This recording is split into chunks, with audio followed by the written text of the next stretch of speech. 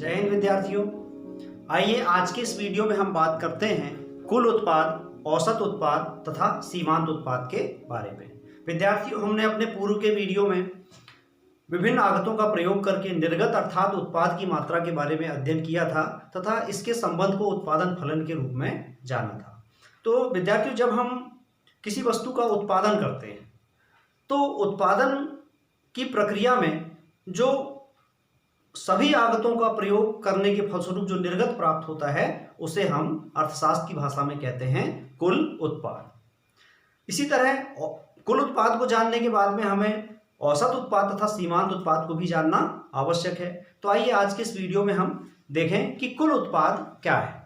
उत्पादन की प्रक्रिया में किसी एक आगत को स्थिर रखते हुए दूसरी आगत में जब हम वृद्धि करते जाते हैं तो इस प्रकार उत्पादन में वृद्धि या निर्गत में वृद्धि होती जाती है। तो सभी आगतों के प्रयोग से जो कुल निर्गत की मात्रा है, सभी आगतों का प्रयोग करके हम जो भी निर्गत की मात्रा प्राप्त करते हैं उसे कहते हैं कुल उत्पाद। कुल उत्पाद यानी टोटल प्रोडक्ट बराबर समस्त आगतों के प्रयोग से प्राप्त कुल निर्गत। तो कुल उत्पाद के बाद में जब बारी आती है कि औसत उत्पाद क्या है, तो विद्यार्थियों औसत उत्पाद ज्ञात करने के लिए हम कुल उत्पाद में जो परिवर्ती आगत है, परिवर्ती आगत मतलब हमने जैसे यहाँ पर पूंजी को स्थिर रखा हुआ है, हमने मान लिया कि पूंजी स्थिर है और श्रम की इकाइयों में परिवर्तन किया है। तो यहाँ पर कुल उत्पाद आप देखिए कि जो टोटल प्रोडक्ट है वह श्रम की एक इकाई के साथ में टोटल प्रोडक्ट 10 है, श्रम की 2 इकाइयों के साथ में टोटल प्रोडक्ट 24 है, 3 इकाइयों के साथ टोटल प्रोडक्ट यानी कुल उत्पाद 40 है, 4 इकाइयों से 50 का उत्पादन प्राप्त होता है, 5 इकाई से 56 और 6 इकाई से 57। तो इस प्रकार श्रम की इन इकाइयों के द्वारा, जैसे मान लीजिए कि 2 इकाई के द्वारा 24 उत्पाद प्राप्त हो रहा है जबकि पूंजी की मात्रा स्थिर है।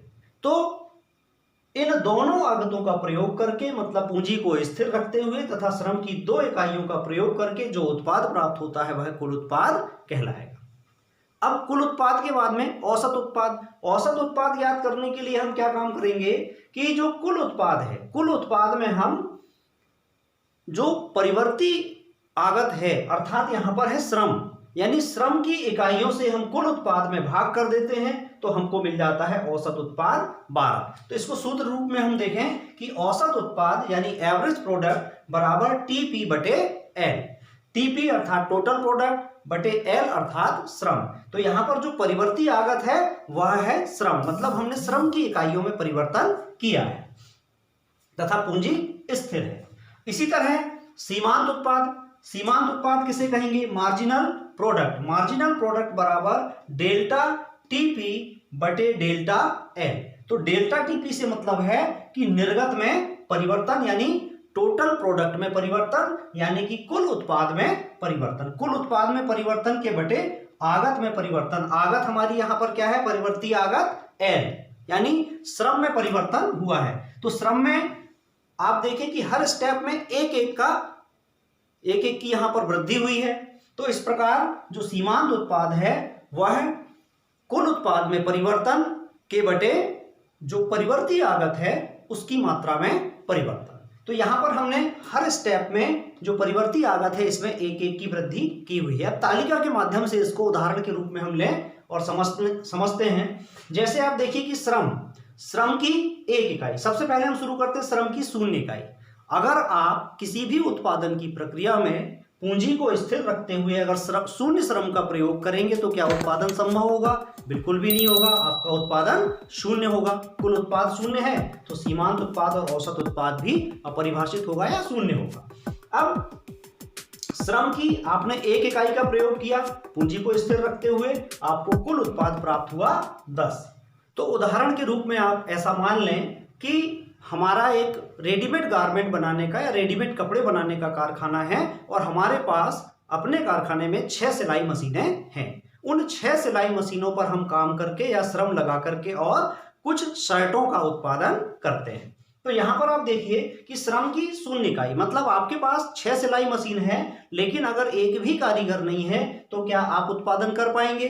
बिल्कुल नहीं कर पाएंगे, यानी आपका उत्पादन शून्य होगा।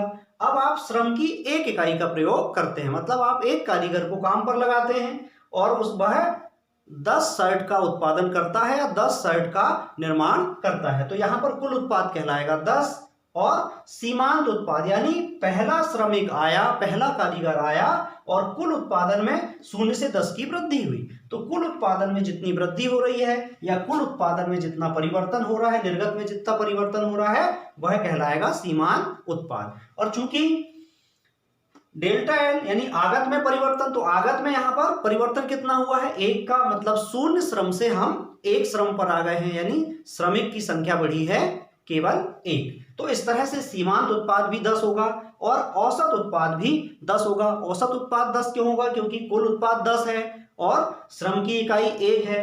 तो कुल उत्पाद में हम श्रम की इकाई से भाग करेंगे तो 10 आएगा औसत उत्पाद। अब हम दूसरे चरण में आते हैं। मान लीजिए कि हमने दूसरे कारीगर को बुलाया और दूसरे कारीगर ने दूसरी सिलाई मशीन का उपयोग करते हुए दोनों ने मिलकर के 24 शर्ट का निर्माण किया।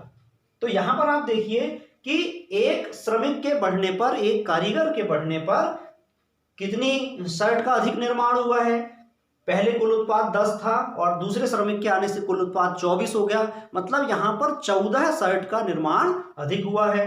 तो अगली इकाई यानी श्रम की अगली इकाई के आने से, श्रमिक की अगली इकाई के आने से सीमांत उत्पाद जो है वह है 14, यानी जितने उत्पादन में वृद्धि हुई है वह कहलाएगा सीमांत उत्पाद। और औसत उत्पाद क्या कहलाएगा, दोनों ने मिलकर के 24 शर्ट बनाई है। 24 शर्ट चूंकि 2 श्रमिकों ने बनाई है तो 24 में 2 का भाग करेंगे हम, तो इस तरह से ये औसत उत्पाद 12 मिल जाएगा। तीसरा कारीगर आया, तीसरे कारीगर के आने के बाद हमारा जो कुल उत्पादन है यानी 40 शर्ट का निर्माण होता है। और 40 शर्ट के निर्माण में आप देखिए कि पहले 24 शर्ट का निर्माण हो रहा था, अब 40 शर्ट का निर्माण हो रहा है। तो कितनी इकाइयां अधिक बनी, 16 इकाइयां अधिक बनी है। तो जो 16 इकाइयां अधिक बनी है, मतलब एक श्रमिक के बढ़ने से उत्पादन में 16 की वृद्धि हुई है, तो यह कहलाएगा सीमांत उत्पाद 16। और औसत उत्पाद क्या कहलाएगा, कुल उत्पाद में हम श्रम की संख्या से भाग कर देंगे, तो 40 में हमने 3 से भाग किया तो 13.33 ये औसत उत्पाद हो गया। इसी तरह चौथे श्रमिक के आने से कुल उत्पाद 50 हो गया, यहां पर 10 इकाइयों की वृद्धि हुई है, तो जितने की वृद्धि हुई है वह सीमांत उत्पाद हो गया।